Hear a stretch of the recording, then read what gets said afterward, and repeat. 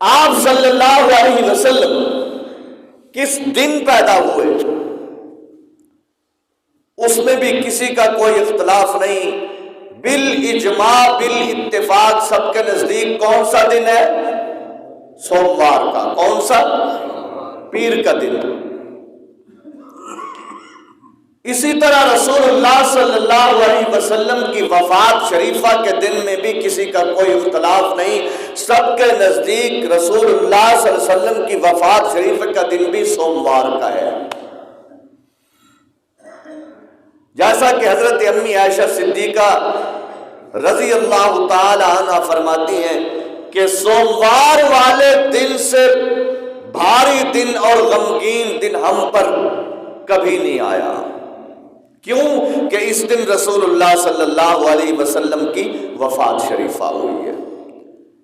آپ کی ولادت بھی سوموار کا دن، آپ کی وفات بھی۔ ایک اور چیز ہے وہ بھی سوموار کے دن رونما ہوئی، واقعہ پیش آیا۔ کیا؟ آپ صلی اللہ علیہ وسلم پر جب پہلی وحی آئی غار حرا کے اندر، آپ کو جب ختم نبوت کا تاج پہنایا گیا تو بھی سوموار کا دن تھا۔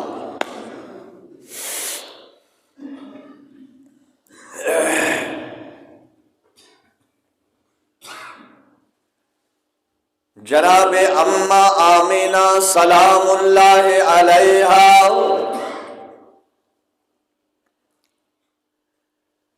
فرماتی ہیں بالآخر سوموار کا دن صبح صادق کا وقت۔ صبح صادق کیوں کہا اس کو؟ صبح کہتے ہیں روشنی کو، صادق کا معنی سچا، یعنی سچی روشنی۔ وہ جھوٹا اندھیرا جا رہا ہے، سچی روشنی آ رہی ہے۔ سچی روشنی کا وقت کون سا ہے؟ ہمارے جھٹکے میں تہجد کا وقت، وہ وقت سب سے اعلیٰ وقت، تہجد کا وقت، جس وقت میں اعلیٰ شخصیت کی ولادت ہونی ہے۔ لوگوں جیسے نبی اعلیٰ، ایسے ہی نبی کی ولادت کا وقت بھی۔ بولو آج جمعہ تقریر تسی کرنی، بولو گے تو تقریر ہوئے گی۔ فرمایا صبح صادق کا وقت یہ بتلاتا ہے رات کی اندھیری جا رہی ہے، صبح کی روشنی آ رہی ہے۔ اللہ میاں اور وقت میں بھی تو رسول اللہ صلی اللہ علیہ وسلم کی ولادت ہو سکتی تھی، اس وقت میں کیوں؟ فرمایا جیسے رات آتی ہے، رفتہ رفتہ اندھیری چھا جاتی ہے، گھٹا ٹوپ اندھیرا ہوتا ہے، بالآخر رات کو بھگانے کے لیے رب العالمین نے سورج کا انتخاب کیا ہے۔ جب اس کے طلوع ہونے کا وقت آتا ہے تو یہ سیاہی والی رات بھاگ جاتی ہے۔ ایسا ہوتا ہے کہ نہیں ہوتا؟ سورج کے آنے پہ رات ٹھہرتی ہے کہ چلی جاتی ہے؟ چلی جاتی ہے۔ فرمایا ایسے ہی میں اللہ اپنے محبوب کو اس وقت میں لا کے یہ سمجھانا چاہتا ہوں، میرے محبوب کہ آنے پر اے میرے بندو، اے لوگوں، اس وقت میں اپنے محبوب کو لایا ہوں۔ میرے محبوب کا آنے کا مقصد یہ وقت بتلا رہا ہے، جیسے اس وقت کے آنے پر رات چلی گئی، اسی طرح میرے محبوب کے آنے پر گناہوں کی گندگی بھی جا رہی ہے۔ آقا کریم آئے،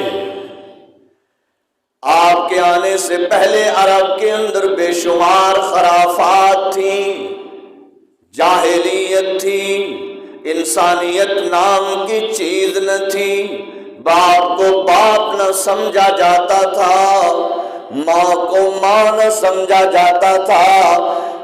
مرد کی پہلی شادی والی نوجوان اولاد باپ کی دوسری شادی کے ساتھ جو جگ کرتے تھے، کوئی پوچھنے والا، اتنی جاہل نہیں ہے۔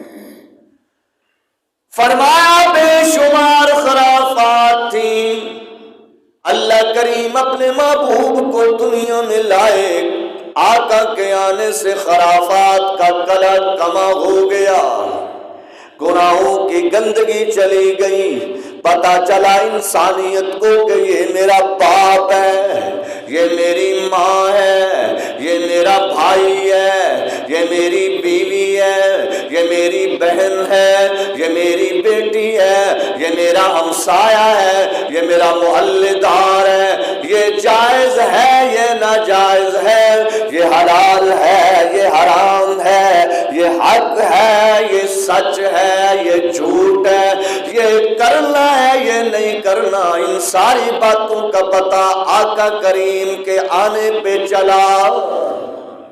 صحیح کہہ رہا ہوں نا؟ اللہ کے محبوب پیغمبر صلی اللہ علیہ وسلم دنیا میں مبعوث فرمائے گئے۔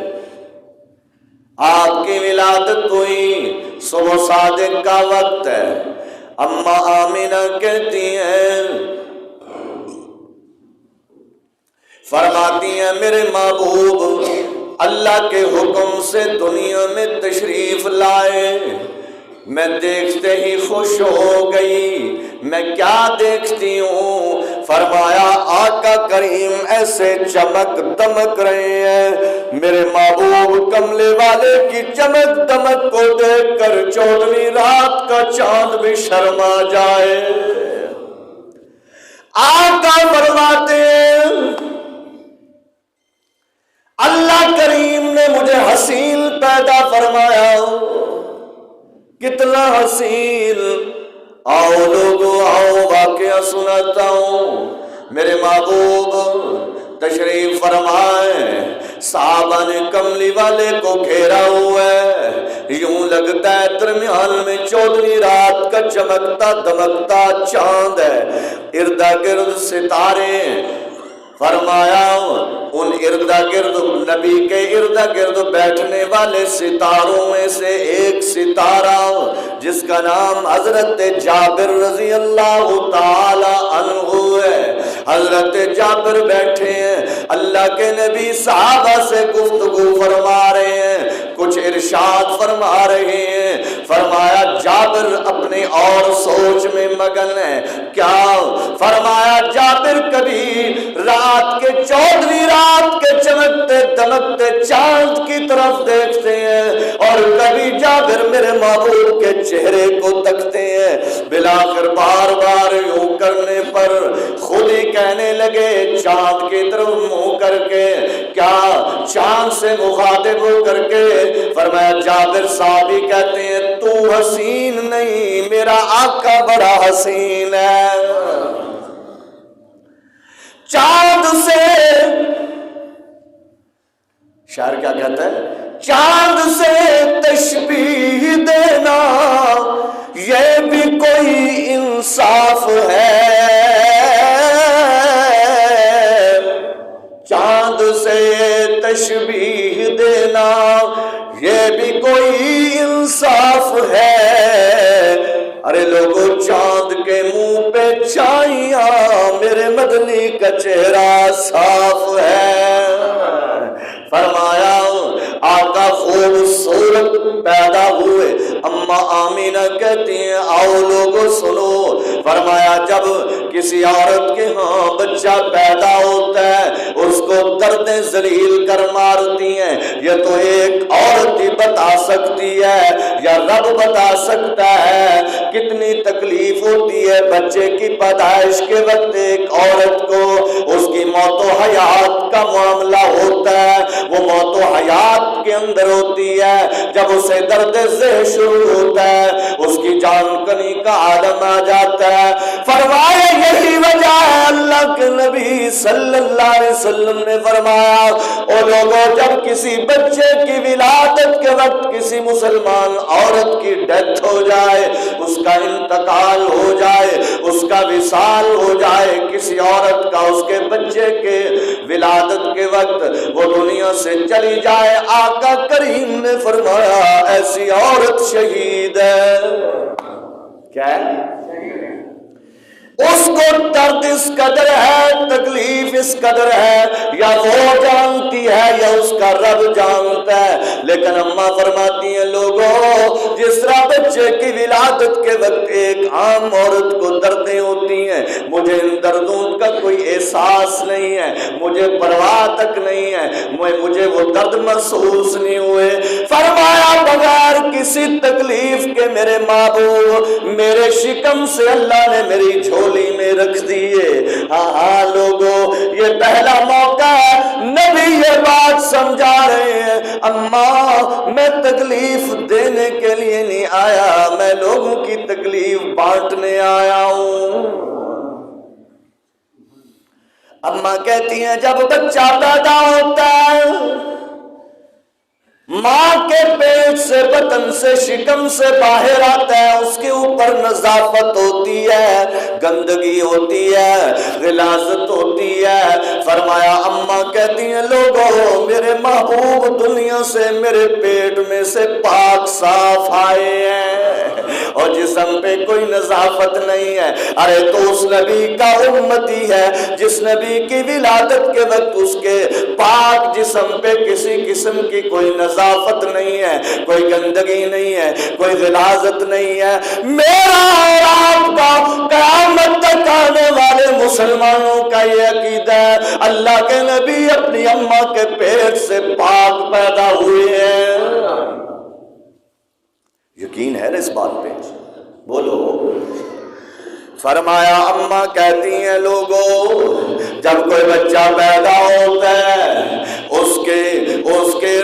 اس کو خوراک دینے کے لیے اللہ نے ایک نظام بنایا ہوا ہے. فرمایا ماں کے اندر سے ایک کنیکشن بچے کی ناف سے جوڑ دیا جاتا ہے. فرمایا اس سے خون کی شکل میں بچے کو خوراک مل رہی ہے, ماں کھا رہی ہے, 9 مہینے یوں گزر رہے ہیں, ماں دودھ پی رہی ہے, ماں پھل کھا رہی ہے, ماں کھانا کھا رہی ہے, ماں جو بھی خوراک کھا رہی ہے اس میں سے فرمایا اس کے پیٹ کے اندر معصوم بچے کو بھی خون کی شکل میں رزق دیا جاتا ہے. اماں آمینہ کہتی ہیں جب بچہ پیدا ہوتا ہے اس کی ناف کاٹنی پڑتی ہے, لیکن لوگوں میرے محبوب پیغمبر جو دنیا میں آئے تو ناف بریدہ تھے, آپ کی ناف کٹی ہوئی تھی. اللہ کے محبوب پیغمبر صلی اللہ علیہ وسلم دنیا میں ناف بریدہ پیدا ہوئے.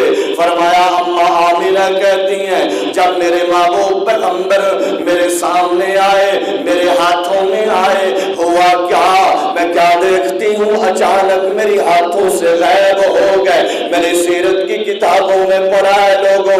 اماں کہتی ہیں کچھ لمحوں کے لیے, کچھ دیر کے لیے, کچھ وقت کے لیے, چند پل کے لیے, چند لمحوں کے لیے میرے محبوب میرے ہاتھوں سے غائب ہو گئے. میں دائیں بائیں دیکھنے لگی, یہ کیا ہو گیا, کیا سنتی ہوں غائب سے آواز آتی ہے. فرمایا آواز دینے والا میں نہیں جانتی کون ہے, آواز دینے والا آواز دے رہا ہے لے جاؤ میرے محبوب حسین کو, اسے مشرق اور مغرب کی سیر کراؤ, اسے شمال اور جنوب کی سیر کراؤ. میں دکھانا چاہتا ہوں کہ میں نے اللہ نے آج تک اتنا حسین کسی کو بنایا ہی نہیں ہے. چند لمحے گزرے, کچھ دیر گزری, میرے آقا میرے ہاتھوں میں آ گئے. پھر میں نے اپنے محبوب کو سلا دیا. وہ لوگوں میں کیا دیکھتی ہوں, میرے محبوب گھٹنوں کے बल जमीन पे आ गए जैसे कोई सजदा करता है। आका फरमाया सजदे की हालत में चले गए। मैं हैरान शिश्तर बैठी देख रही हूँ, आका घुटनों के बल हैं, आका का माथा जमीन पे टिका हुआ है। अल्लाह के महबूब पैगंबर की जुबान हिल रही है, मासूम के होंठ हिल रहे हैं। अम्मा आमिना कहती हैं जब मैंने देखा मेरे मासूम के होंठ हिल रहे हैं, मैंने कान लगा के सुना कि सुनो तो सही कहता क्या है। फरमाया आका की जुबान कह रही थी अल्लाहुम्मा ग़फ़िर ली उम्मती। इधरों सुभान अल्लाह घर रखा है, इधर वाले को ज़ात दे मैंने तुसा सारे घर रखा है तो चलो फिर मैं कोई इतराज़ नहीं मेरा। इधरले माशाअल्लाह नाल जुड़े ने मेरे ते, तुहानू कोई इतराज़ है? उची कहो चलो ये मेरा खब्बी साइड बन गई, सज्जे माशाअल्लाह नेड़े लगे हैं, तुसी भी कोशिश करो। फरमाया आका की जुबान क्या बोल रही है? बुलवाने वाला बुलवा रहा है, बोलने वाला बोल रहा है। वो लोगों कहो ना बुलवाने वाला रब्बुल आलमीन है। कौन है? कौन है? बुलवाने वाला रब्बुल आलमीन है। हाँ हाँ मुझे कहने दो ना, बोलने वाला रहमतुल लिल आलमीन है। बोल किस लिए रहा है? अरे बोल किस लिए रहा है? फरमाया आज तक यूं बच्चे बोले नहीं है कभी। फरमाया ये मासूम अम्मा के शिकम से आते ही बोल रहा है। वो बुलवाने वाला बुलवा रहा है, वो बुलवाने वाला वही है जिसने महबूब को भेजा है।